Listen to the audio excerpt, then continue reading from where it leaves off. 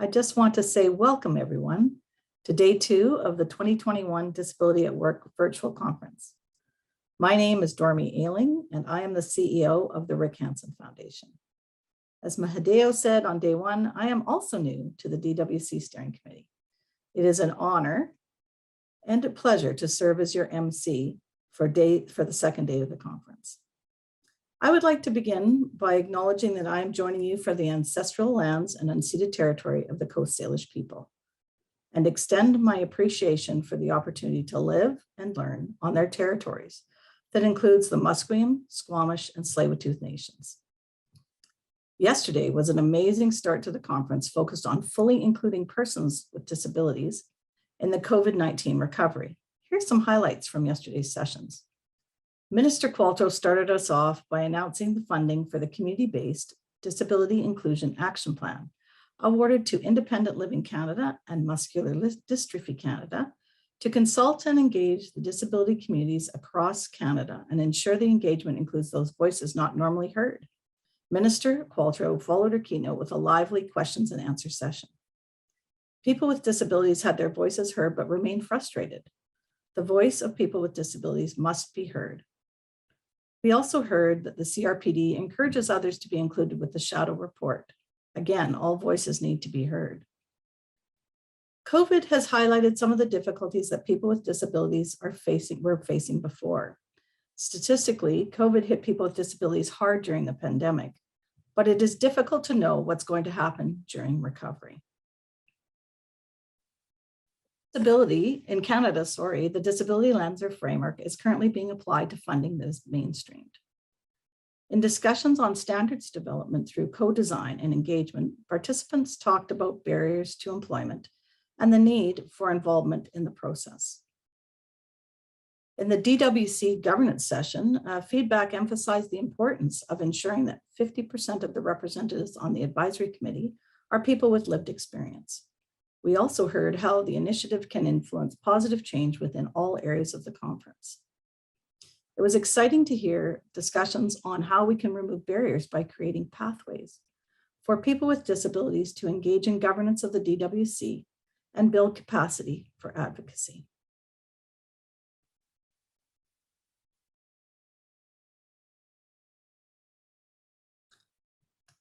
I would also like to share that the sharing of lived experiences was a highlight, especially for me. Storytelling of personal experiences, disclosure, transportation, and unfair living experiences were shared and valued. The first session of networking went well, and we encourage you to continue participating in today's session. Our theme for today is making inclusive spaces a reality. The conference will consist mostly of live sessions with some pre-recorded sessions as well. Our day will also include recorded vignettes about the lived experience of persons with disabilities or the experience of employers of persons with disabilities.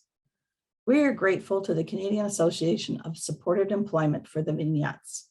You can view these short pre-recorded sessions available on demand under the pre-recorded tab on the conference website, and we encourage you to have a look.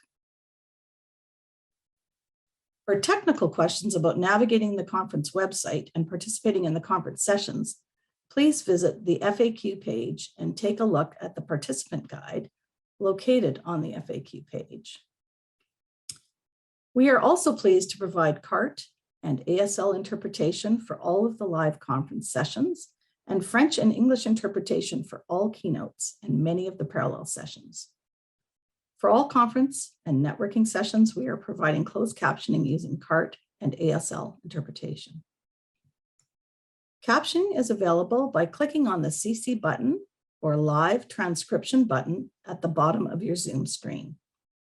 You can also view the live captions by clicking on the stream text URL posted in the chat box, if you prefer to view the captions on a separate screen outside of the Zoom platform.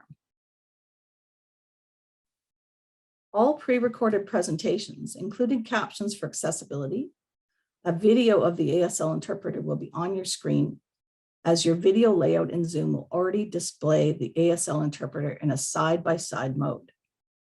You can adjust the size of the screen with the ASL interpreter by placing your cursor in the bar in between the two screens and dragging the bar side to side.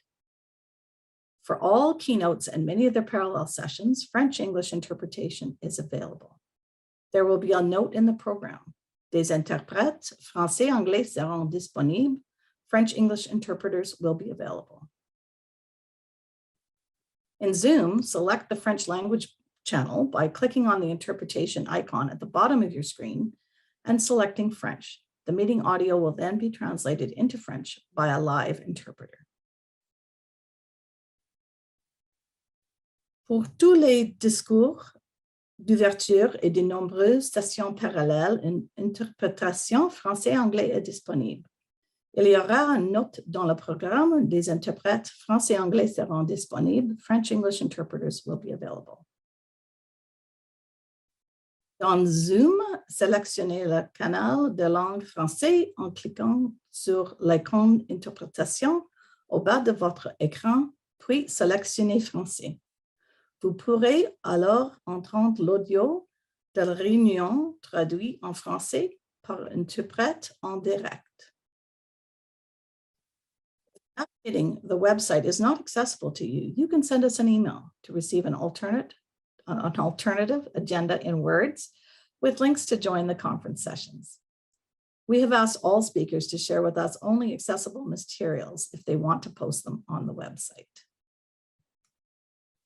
Find any material posted on our website that is not accessible, please let us know by sending an email to info@dwcstrategy.ca, and I'll do that one more time. The email could go to info@dwcstrategy.ca.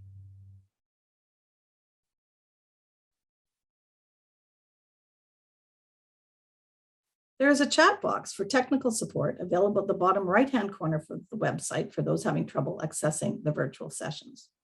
To join conference sessions, you must add the sessions you want to watch to your agenda. I discovered this yesterday.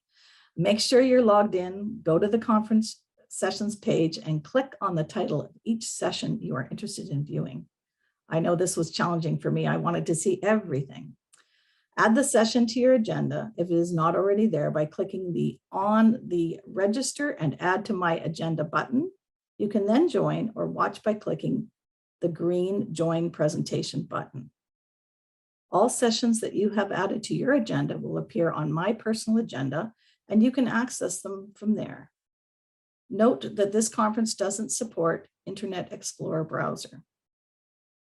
Luckily for all of us, conference sessions will be recorded and available on the conference website for 3 months after the conference. Now, this next part's really important because we really want to get your feedback. To ask a question during a live Q&A, please type your question in the Q&A box or chat. The Q&A feature and the chat will be monitored and moderated in the Q&A sessions. You may also raise your hand in Zoom and the panelists will unmute you so you can ask your question. This year, our virtual conference introduces networking sessions that are designed to be an opportunity for delegates to share ideas and thoughts. The networking sessions will take place on the first 3 days of the conference. So again, it was there yesterday, it's going to be again today and again tomorrow, following the first set of sessions. So from 2:05 to 2:25. To participate in a networking session, raise your hand by clicking the raise hand in the webinar controls or message in the chat box, and we will change your role from attended to panelist. You can then turn on your video and unmute yourself. You are also welcome to remain as an attendee and watch and listen to the networking sessions. We have also designated time for a conference hall before and after each day of the conference at 11:45 to 12:15 and 3:30 to 4 p.m. for you to explore the pre-recorded presentations, vignettes, and exhibitor booths. Conference exhibitors will be happy to see you in their booths. Besides learning more about the organizations and what they do, you can join the Zoom meeting to chat with an organization's representatives. So once again, just quickly, I want to walk through with you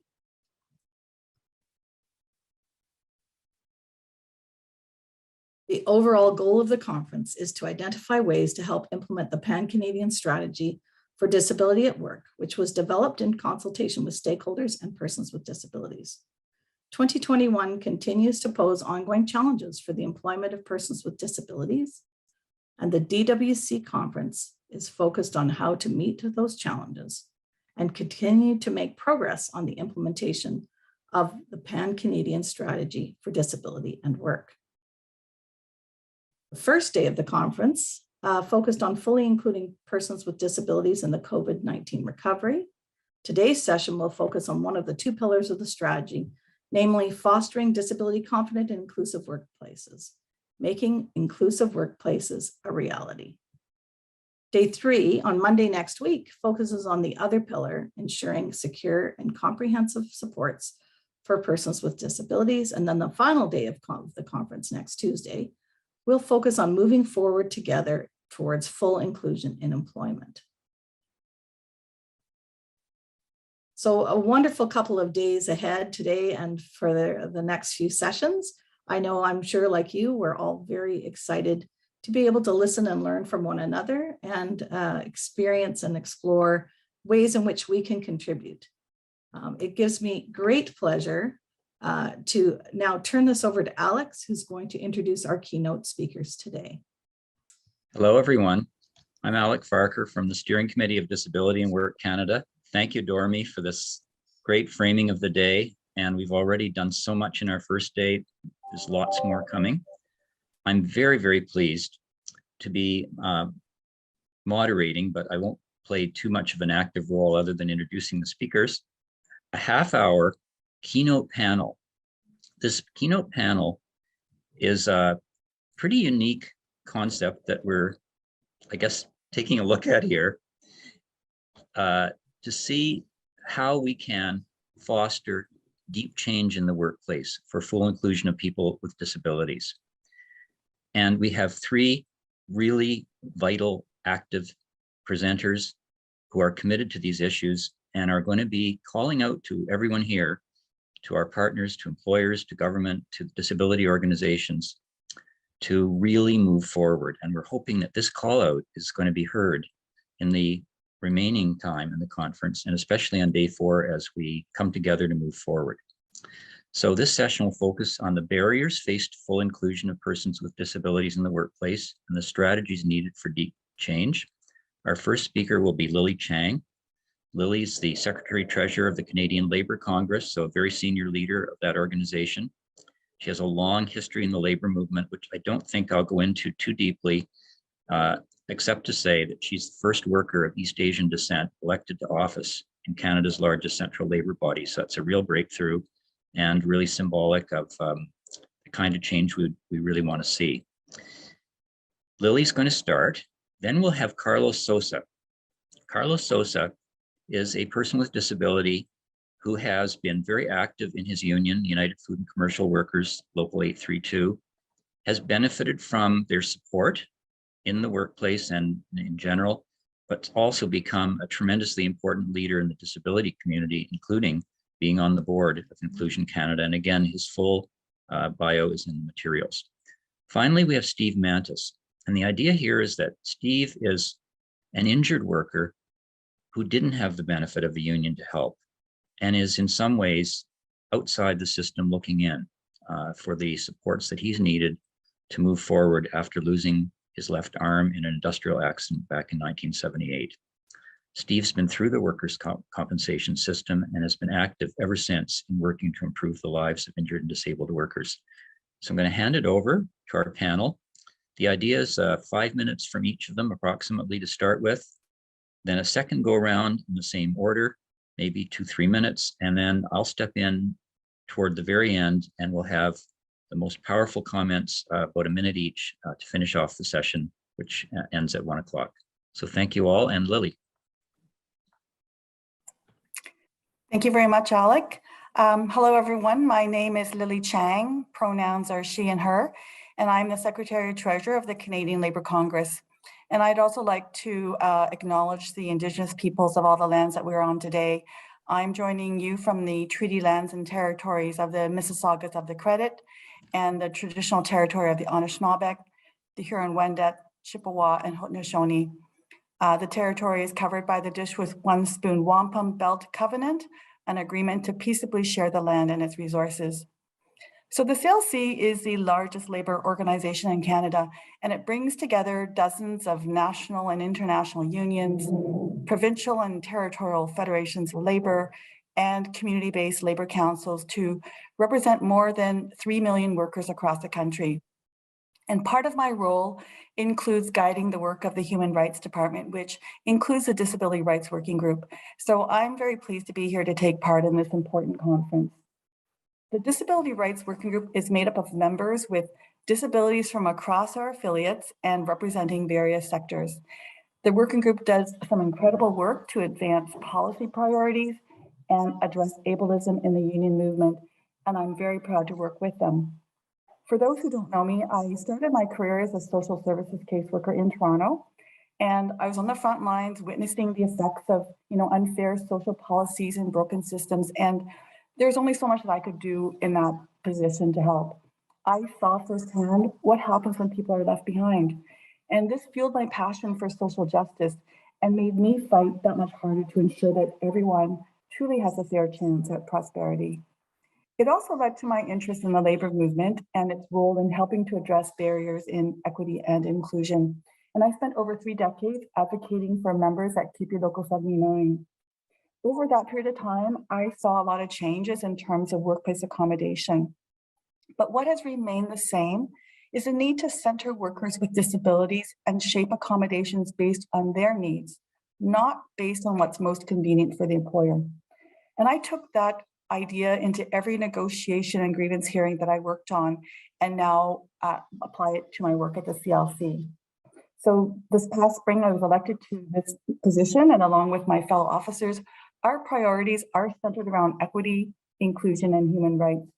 And having taken on this role during the pandemic, and at a time when people are struggling more than ever, these issues are finally getting the attention they deserve. We want to use this moment to push the government, push employers, and support our affiliated unions and members to step up when it comes to disability rights and the full inclusion of persons with disabilities in the world of work. The pandemic has shown what we can do in terms of accommodation. Not only is it possible to accommodate workers, it is beneficial to center them and their needs and can help foster healthier, happier, more diverse and engaged workplaces. And unions play an important role in advancing disability rights in the world of work. Unions work to eliminate physical barriers that limit workplace accessibility. We also negotiate health benefits that leaves and leaves that are often crucial to workers with disabilities. And we push hard to extend these benefits to all workers, including those who are not unionized, by lobbying for universal pharmacare, leaves, paid leaves, and other supports. Unions have negotiated and arbitrated when necessary accommodation needs of individual workers and lobbied for improvements to legislation, including workers' compensation, short and long-term disability plans, and accessibility improvements in our workplaces and our union spaces. But often, the best solutions come about when unions and employers work together to consider the needs of their members. A great example of a successful collaboration is the Niagara Health and ONA, or Ontario Nurses Association's joint return to work program, which brought together 3 unions, that's ONA, SEIU, and OPSU, to launch a pilot program linking return to work, accommodations, and primary and secondary prevention. This pilot, which started in 2009, included a renewed focus on fostering a safety and injury prevention environment, ramping up education and training, the introduction of injury prevention and wellness staff, mental health support, rigorous monitoring and evaluation, and new equipment and innovations to better prevent injury and accommodate workers. At the CLC, we're ramping up our advocacy and pushing the government to fast track and implement the Canada Disability Benefit and push for quick progress on the creation of a robust Pan-Canada employment strategy. We are continuing to advocate for the rights of workers with disabilities, including injured workers, workers living with episodic disabilities, those dealing with the effects of long COVID and others, and educate and push for cultural change to counter stigma and build solidarity and understanding on the true value of diversity, equity, and inclusion. And with that, I'd like to pass the virtual mic over to Carlos Sosa, a member of the CLC Disability Rights Working Group, and a formidable disability advocate from USCW to share some of his experiences as a worker with a disability and activist in the labor movement. Go ahead, Carlos.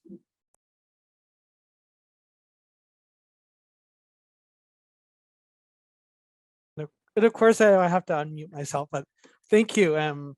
My name is Carlos Sosa. As Lily mentioned, I am a member of the United Food and Commercial Workers, Local 832. Again, also a member of the Canadian Labour Congress's Disability Working Group. I speak to you today from Winnipeg, Manitoba, the traditional homelands of the Anishinaabe, Cree, Oji-Cree, Dakota, and Dene peoples, and the homeland of the Métis Nation. My roots come from Chilean, Scottish, and Mennonite roots. I grew up in a household where my mother was active in her union, the Manitoba Nurses Union, and where I walked a picket line in the 1990s. And this was a cold winter, as I remember, as a 9-year-old. As a young person, I often encountered many obstacles while going to school, especially being discouraged by teachers that obtaining a post-secondary education would not be achievable thing for me, but I've proven the skeptics wrong by completing a bachelor's degree at the University of Winnipeg. As a person, I felt comfortable with myself as a person living with a disability when I first got involved in the Canadian Federation of Students Manitoba component. I subsequently became involved in the broader disability movement, and I'm now a member of the board of directors of Inclusion Canada as a director at large. I'm employed as a support worker that works with people with intellectual disabilities that live independently in the community, in a workplace that is represented by the United Food and Commercial Workers, Local 832. I'm currently a member of my Workplace Health and Safety Committee and Bargaining Committee. In 2020, I was selected to be a part of the CAPE program, which is a program through CBC, as a researcher at CBC Manitoba, where I got the opportunity to bring disability perspectives to the airwaves. It is my understanding that there are very few media outlets that often offer these types of internships to people living with disabilities.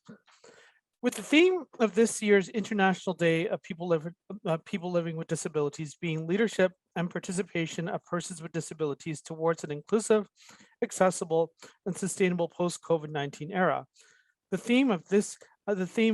year's themes connects quite well with the theme that we are talking about today, creating an inclusive workplace. Many people with disabilities want to be included in the community and part of the broader society. For many people that I support, finding employment can be a significant challenge. This brings up a critical question of social inclusion. People with disabilities often utilize many public services, including those that are provided by libraries, and even swimming pools and public transit. The impacts of the pandemic were profound, which saw the impact of the shutdown of many of the public services that our most vulnerable populations utilize on a daily basis. The public library, for some who I work with, was a critical resource because they could go and use the computers at the local library to check email and even look for jobs online. With the job search environment and now even interviews taking place online for many of the individuals that I support, just trying to get in the front door is a struggle. And we must consider these issues. We must consider social assistance rates because that impacts a person with a disability, because many people with disabilities are reliant on some form of government assistance. And this virtual reality, yes, it's moved resources online. Yes, it's been liberating, but there are still so many people that have been left behind because they simply do not have enough money to afford the computer or even access to the internet. One of the individuals that I support who was impacted by the pandemic lockdown in March 2020, he was laid off by his job and has multiple disabilities. And we know that people with multiple disabilities, according to the Canadian Survey on Disability, have significant barriers to finding employment. The person was very motivated to find employment. He really wanted to get back into the job market. His barrier was the fact that he did not have access to the internet. And with libraries being closed, there was no place for him to go for many of the services that he relied on. especially job search services that went online. So the only place for him was to use my housing co-op's boardroom, which we would sit together and go online and look for work. He just recently found employment as his employment insurance benefits started to run out. His situation highlights the need for critical supports, which would assist people with disabilities in finding employment. This is something that Labor can play a significant role by working with community together to advance these issues. So many of you are thinking about is how have the United Food and Commercial Workers advanced the employment of people with disabilities? And our union has played a significant role in that. In both Manitoba and Quebec, we are very innovative in our approaches. In Manitoba, where I came from, my local, the United Food and Commercial Workers, Local 832, in 2018, as part of a collective bargaining agreement with Loblaws, agreed with the employer to the following, and I will quote the actual language in the collective agreement. The union and the company will work to assist to establish a joint employment project to hire and support persons with disabilities in the workplace. The objective is to hire workers who identify as having a disability. The parties will work towards ensuring the worker's success in attaining and retaining gainful employment while integrating the supports and accommodations that the worker needs, including working with social services agencies that currently work with this population. May I say that this was initially pushed by B. Bruce, now CLC president, who at the time was the secretary treasurer of UFCW Local 832. At this point, I'd been a member of the board of Inclusion Winnipeg, the local branch of Inclusion Canada, formerly Community Living Winnipeg. Inclusion Winnipeg at this point was the host site for Ready, Willing, and Able. Ready, Willing, and Able is an initiative of Inclusion Canada and the Canadian Autism Spectrum Disorder Alliance, with the goal of facilitating the hiring of people with disabilities and autism. In my role, I connected my local with Ready, Willing, and Able. And since 2018, a number of other employers in various sectors, including meat processing and even hotels, have reached similar agreements with the local. And even nationally, a pilot project between RWA and Loblaws would not have been achievable without Labor at the table pushing these issues at the bargaining table. In Quebec, TUAC 500 is working with various retail brands, including the provincial government there, on a training program that develops capacity among workers. So it's not just about hiring a person to be a cashier, but it's giving them the skills which allow them to progress into different careers, such as being a meat cutter.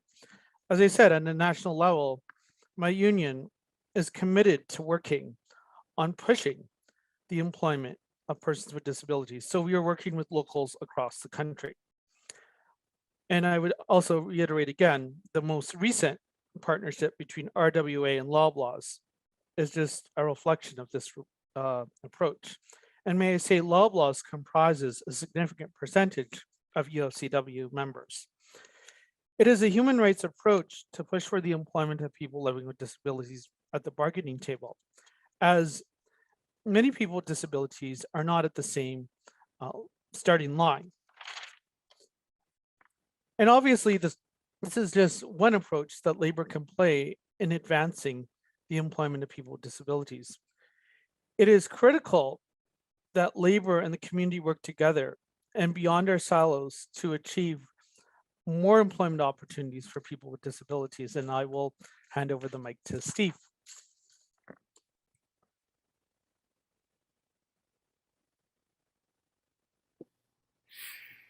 Thanks, Carlos. And thanks to everyone who is tuning in today.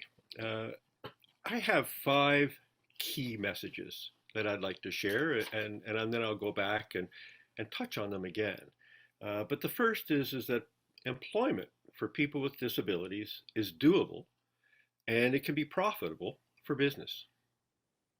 The second is that accommodations for persons with disabilities are linked to the issues of power and control, and also to communication. The third is that advocacy works.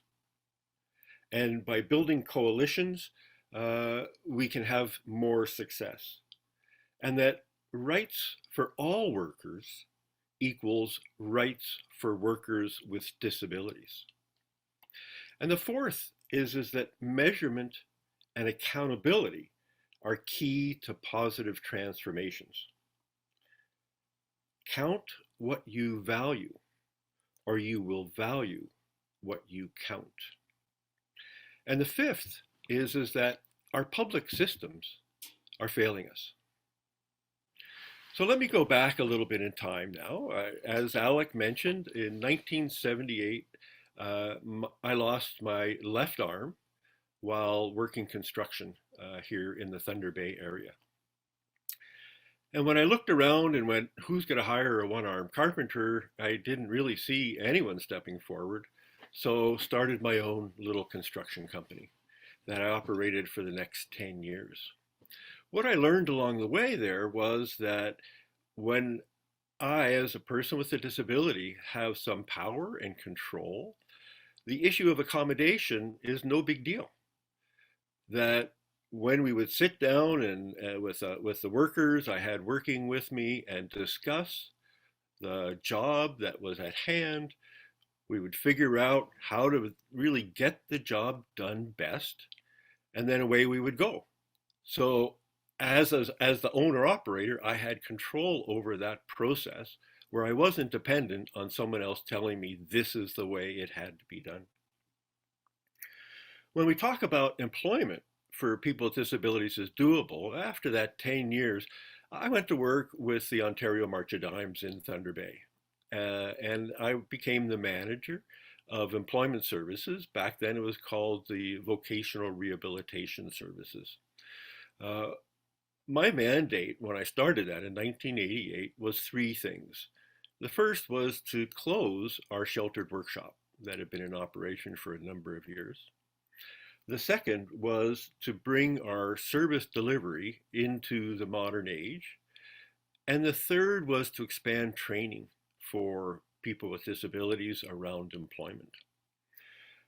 As an organization, we had about 50 staff. We started 6 small businesses that were profit-making businesses. Throughout the organization, about 40% of all the workers were people with disabilities, and that 40% was right through the different management structures as well. So we had people with disabilities in charge, and from top to bottom. And those little businesses made money that we put back into the service delivery, into the community, advocating for better services all around. In 1984, along this path, I was active in starting the Thunder Bay and District Injured Workers Support Group.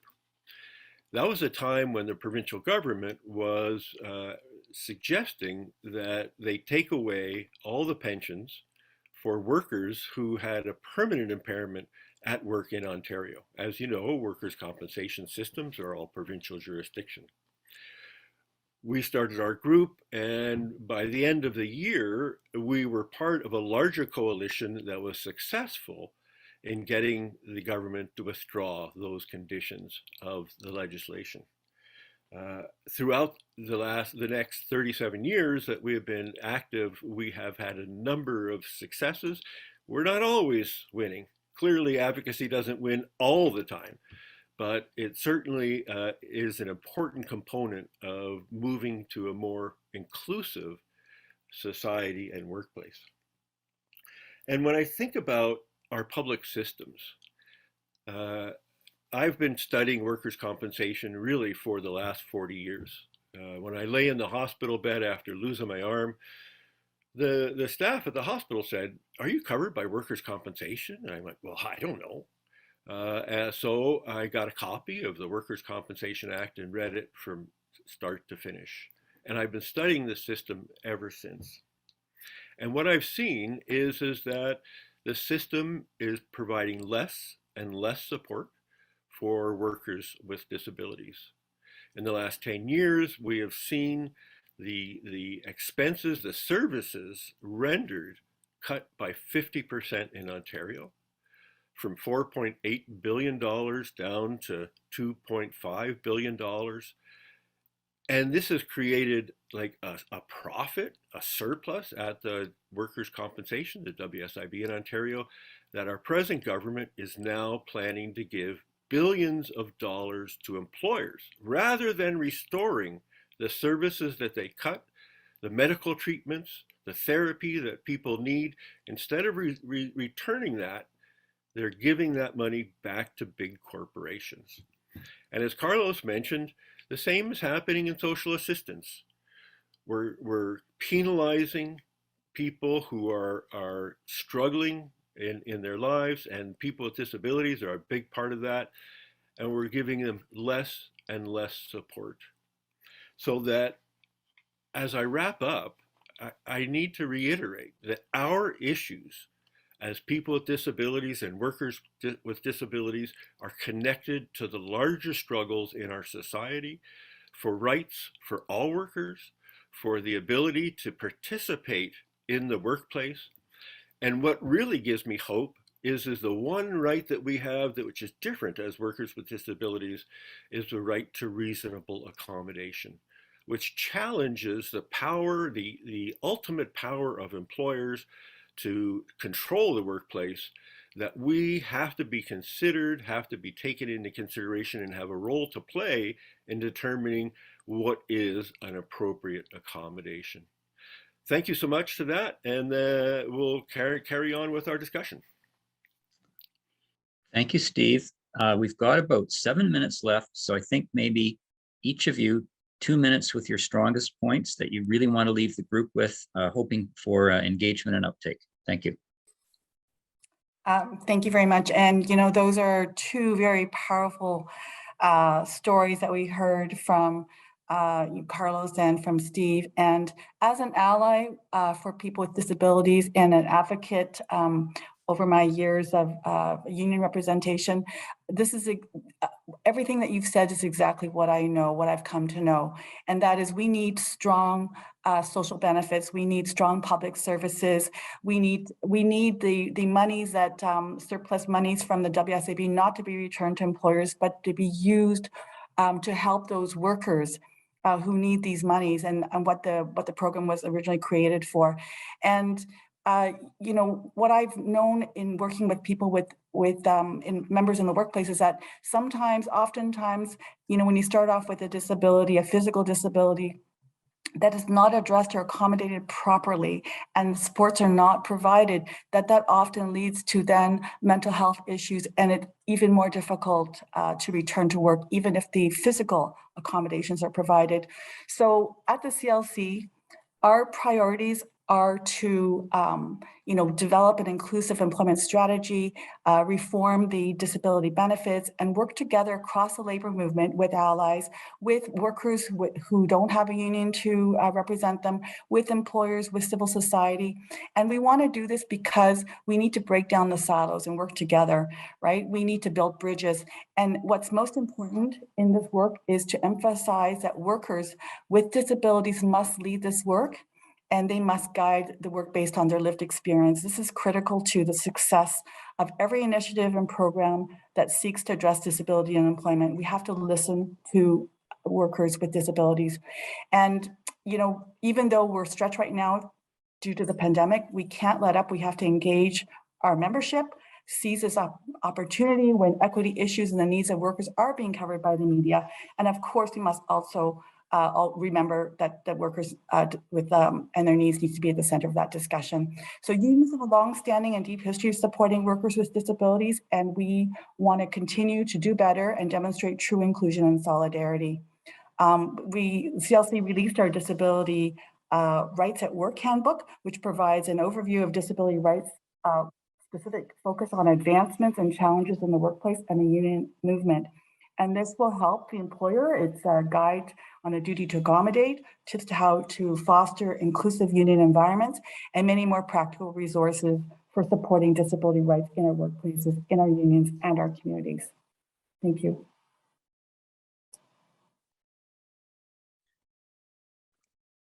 And just to respond, bring some perspective, I mean, the power of advocacy is so critical, and the importance of lived experience is so critical in bringing perspectives forward. And without that voice, then a lot of these issues would not get onto the record. And so that so critical voice is so critical. And we need to be thinking about our most vulnerable, particularly some of the people that I work with who identify as having an intellectual disability. And those are some of the most vulnerable who are often left out. And we need to make sure that their voices are at the table. I'm going to pass it over to Steve.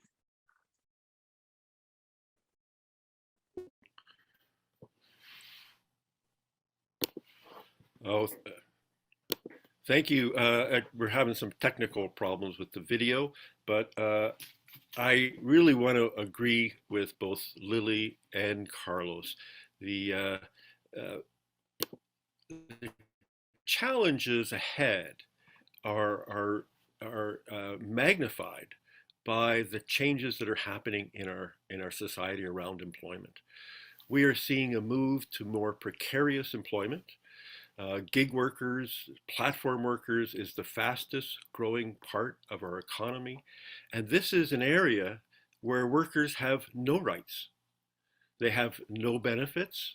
They don't have EI. They don't pay into the Canada Pension Plan. They don't have coverage for injury or accident.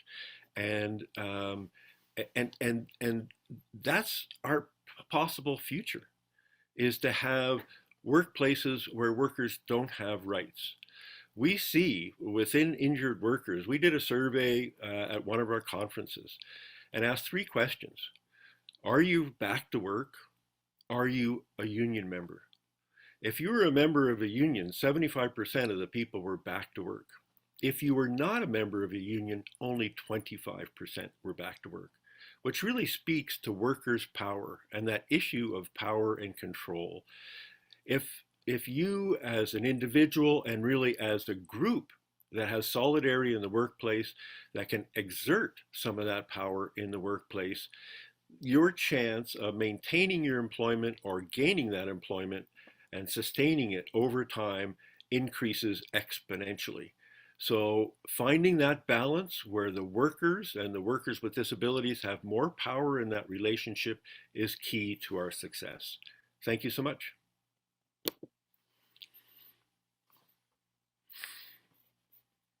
Thank you, Steve. Thank you, Carlos, Lily. You've started a really important conversation, and I know it's going to be carried on through the rest of the day and the 3rd and 4th days of the conference. These were powerful messages, and I have to say Steve's at the end was sort of heartbreaking in a way, just to see the tremendous difference between different types of workplaces. So we're going to close this keynote session with thanks to everyone and to all the participants.